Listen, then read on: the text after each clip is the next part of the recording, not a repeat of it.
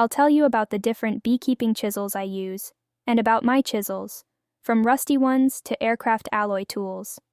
I bought my first two chisels. The first one is metal, and its disadvantage is that it is completely metal, which makes it cold to the touch and not very pleasant to use without gloves. However, it has the advantage of having a spike with teeth, which is convenient for lifting frames. Thanks to its narrow body, it fits well in the hand, and using it with gloves somewhat offsets the cold metal. And this type of chisel is easier to handle when working with sick bees. The next chisel has a wooden handle that does not chill your hand and fits well in your palm. It is thin enough to lift the frames and is convenient for collecting propolis from the frames thanks to its wide blade. I used one of these chisels actively, although one has already bent. The disadvantage of this model is that it is a little harder to chip off a frame that is strongly glued to the hive wall with propolis. A chisel with a serrated spike is better suited for such cases because it quickly lifts the frames and does not move them to the side. The next chisel is a thin metal one that I made myself. I remember commenters wondering if a rusty metal chisel could really be handy. If it is treated for rust, it becomes durable and economical, and it fits well in the hand, but it is too narrow for collecting propolis, although the longer blade makes it optimal to lift the frames.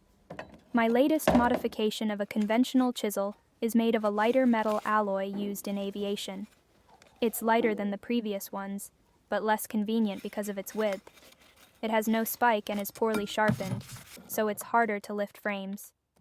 As you can see, it's already covered with propolis from frequent use, and the chisel itself is more pleasant to the touch than purely metal versions, despite the fact that all the sharp corners of this piece have been blunted and made smooth. The last chisel I use is designed for inspecting nuclei. It is lightweight, convenient for working with small frames. It has a special recess for the finger to make the tool more comfortable in the hand.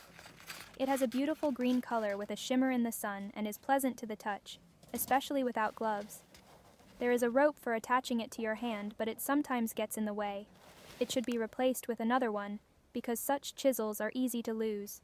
Also, this chisel is resistant to the environment if it is lost somewhere on the ground, although the price of the latter chisel is more expensive than the previous ones.